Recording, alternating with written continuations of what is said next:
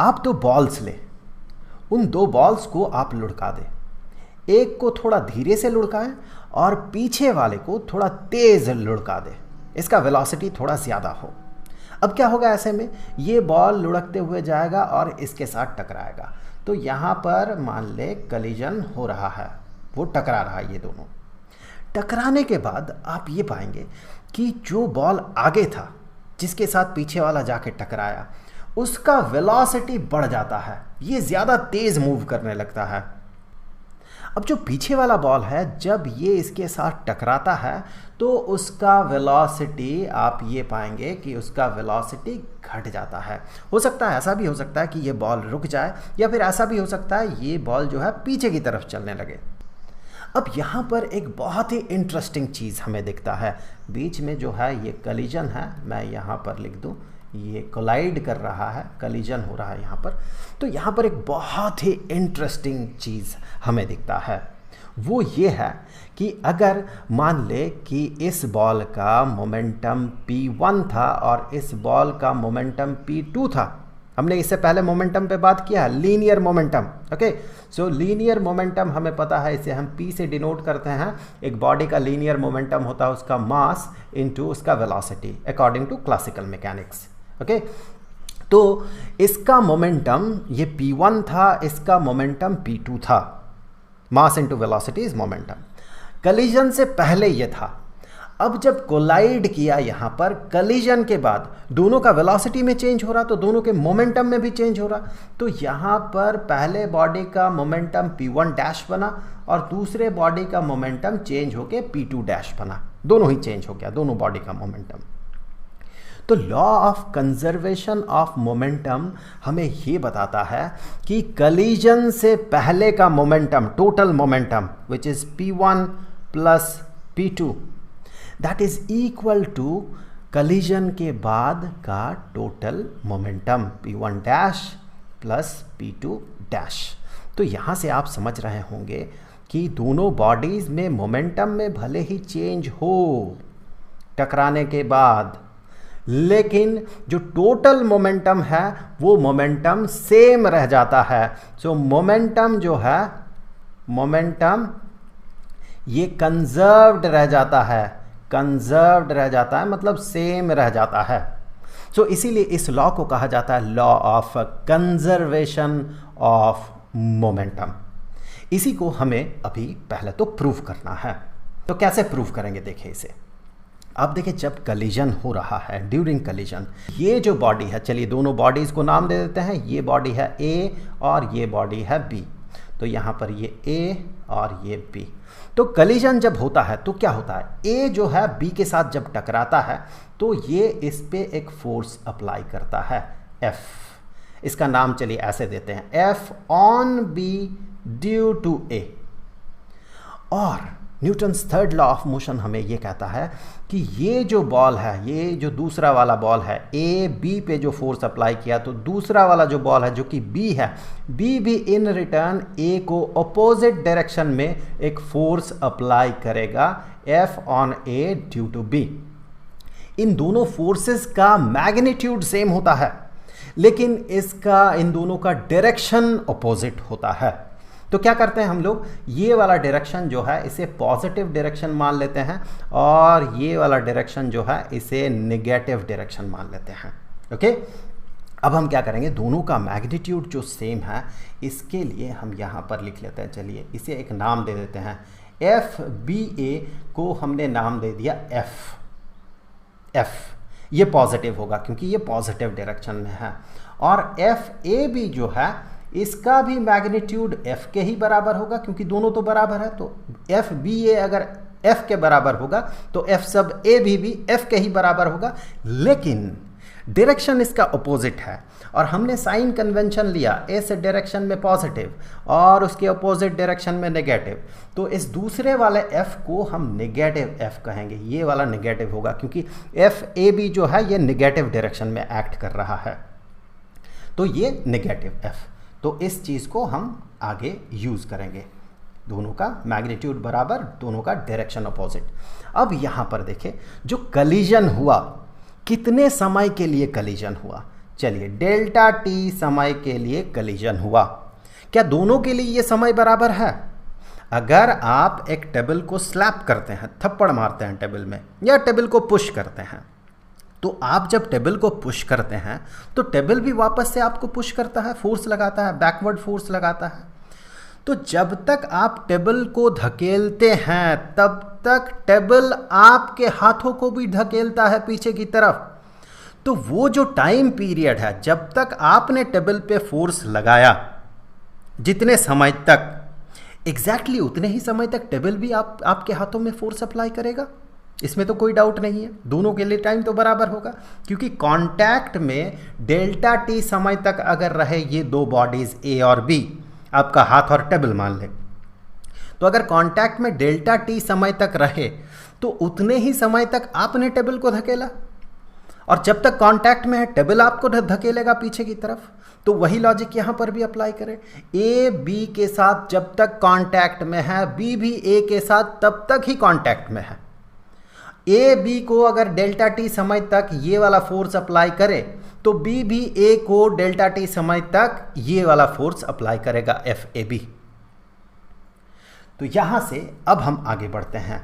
देखिए हमें पता है कि फोर्स जो है दिस वन, इस फोर्स को हमने नाम दिया एफ, और ये फोर्स जो है हमें पता है this force is equal to change in momentum divided by कितने समय में वो मोमेंटम में चेंज हुआ। चलिए थोड़ा सा पीछे चलते हैं। इसका मोमेंटम P1 था, B का मोमेंटम P2 था, कलिजन हुआ, कलिजन के बाद दोनों का मोमेंटम में चेंज हुआ। तो ये चेंज इन मोमेंटम कब हुआ? ये कलिजन के दौरान हुआ, क्योंकि फोर्स जो अप्लाई हो रहा दोनों बॉडीज पे, ये कलिजन के दौरान अप्लाई हो रहा है।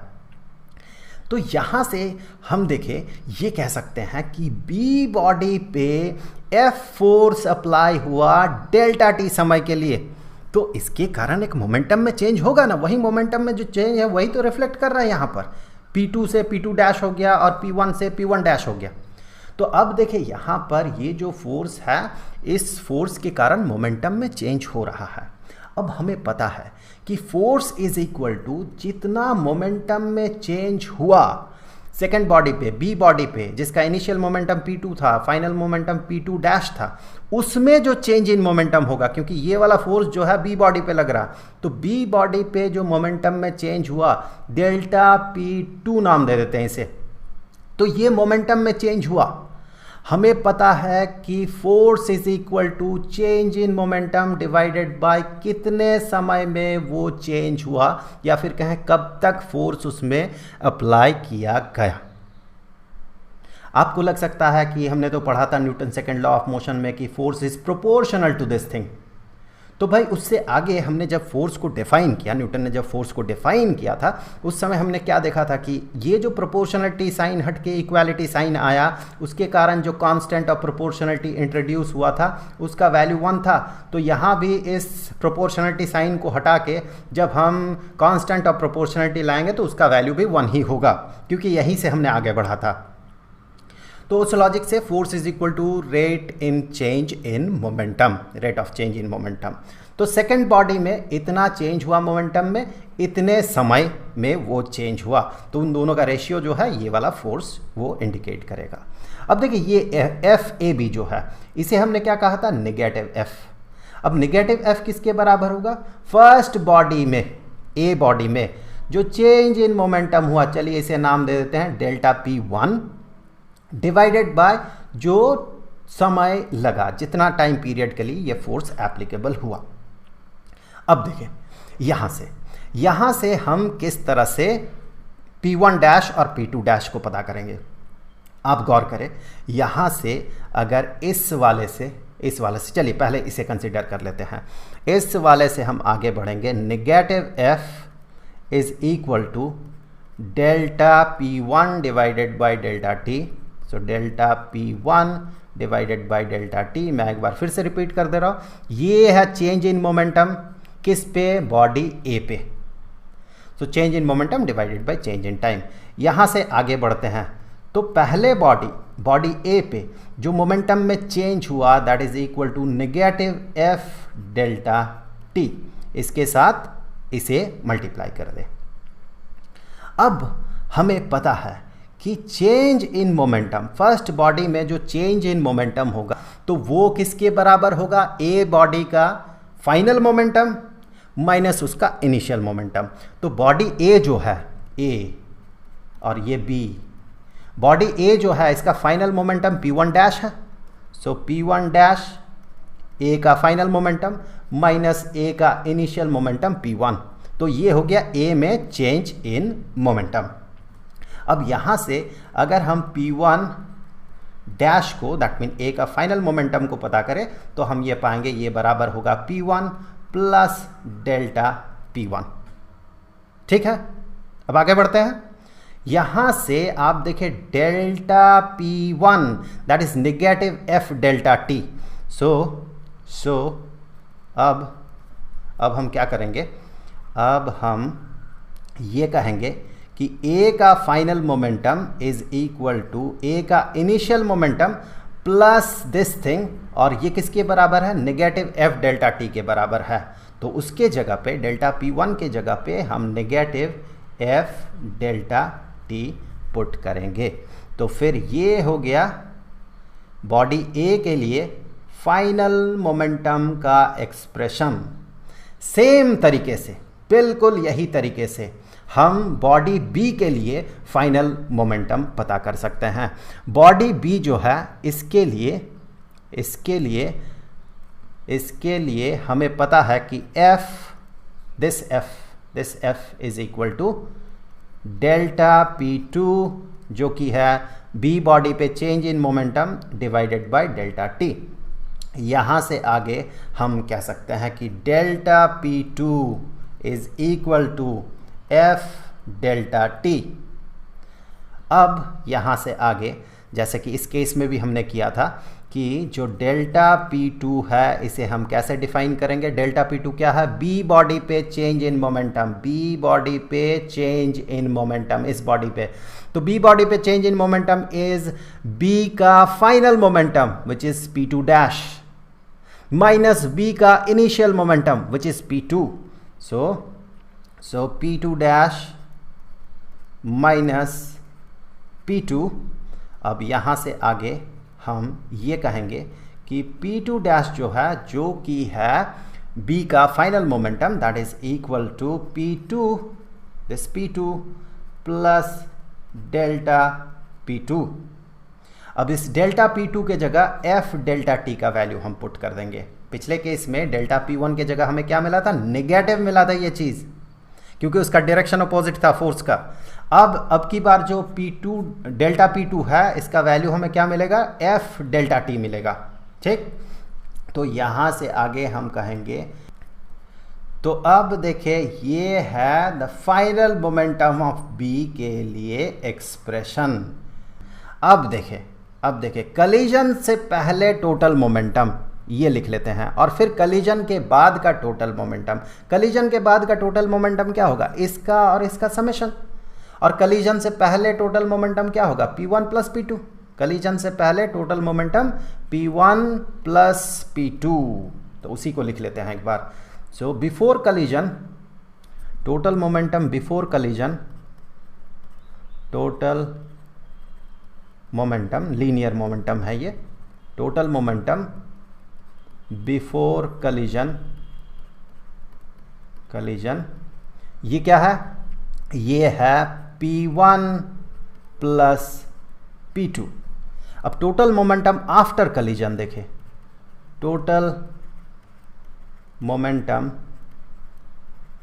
आफ्टर कलीजन के बाद, आफ्टर कलीजन ये क्या होगा, ये होगा P1 dash plus P2 dash, P1 dash plus P2 dash.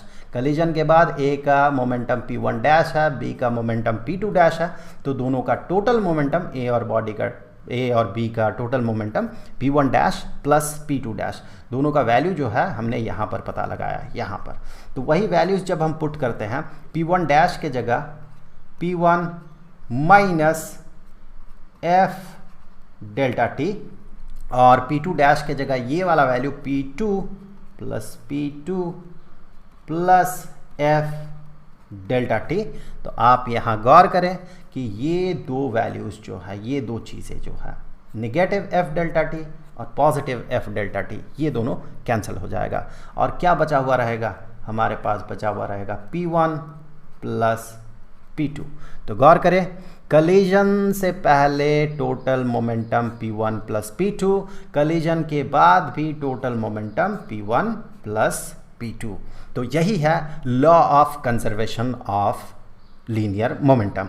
अब इससे रिलेटेड कुछ न्यूमेरिकल प्रॉब्लम्स हम अगले वीडियो में सॉल्व करेंगे, जहां पर हम एनसीईआरटी से कुछ एक्सरसाइजेस सॉल्व करेंगे। उस वीडियो का लिंक आपको यहां पर स्क्रीन पे मिल जाएगा, वहां क्लिक करके आप उस वीडियो को देख सकते हैं। अब जाते जाते मैं आपको बता दूं कि इस पूरे चैप्टर का जो प्लेलिस्ट है उसका लिंक आपको नीचे डिस्क्रिप्शन में मिलेगा। तो आई होप कि अगले वीडियो में फिर मुलाकात होगी। तो मिलेंगे आपसे अगले वीडियो में, तब तक के लिए खुश रहें। Good bye.